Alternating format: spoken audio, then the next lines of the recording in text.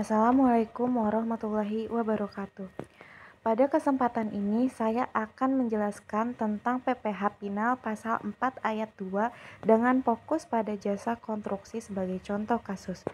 Nah, slide selanjutnya yaitu pengertian PPh Pinal pasal 4 ayat 2, yaitu pajak menghasilkan atau PPh 4 ayat 2 adalah pemotongan atas penghasilan yang dibayarkan sehubungan dengan jasa tertentu dan tertentu seperti jasa konstruksi, sewa tanah bangunan, pengalihan hak atas tanah atau bangunan, hadiah undian, dan lainnya.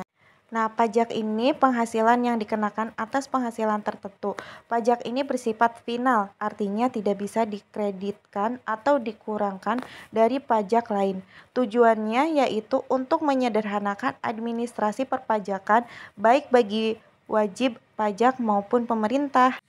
Pada slide selanjutnya yaitu ciri khas PPh Pinal, yaitu seperti tarif tetap dan pinal, tidak dapat dikreditkan atau dikurangkan dari pajak terutang, tidak perlu rekonsiliasi saat pelaporan SPT tahunan, umumnya digunakan untuk jenis penghasilan tertentu. Yang kedua yaitu ada objek PPh Pinal pasal 4 ayat 2. Yang pertama yaitu penghasilan dari usaha wajib pajak UMKM, sewa atas tanah dan atau bangunan. Yang ketiga ada jasa konstruksi, pengalihan hak atas tanah dan bangunan, dividen tertentu, bunga deposito dan tabungan. Yang terakhir yaitu ada hadiah undian. Pada slide selanjutnya ada contoh kasus jasa konstruksi. Mari kita lihat contoh di sini ada PT Karya Indah adalah perusahaan jasa konstruksi yang mendapatkan proyek pembangunan gedung dari PT Maju Jaya. Nilai proyek produksi yaitu sebesar 1 miliar rupiah. Perlu diketahui bahwa PT Karya Indah sudah memiliki NPWP dan sertifikat Badan Usaha SBU. Nah, tarif PPh Pinal jasa konstruksi yaitu ada tarif PPh Pinal untuk jasa konstruksi ditentukan berdasarkan kelengkap dokumen.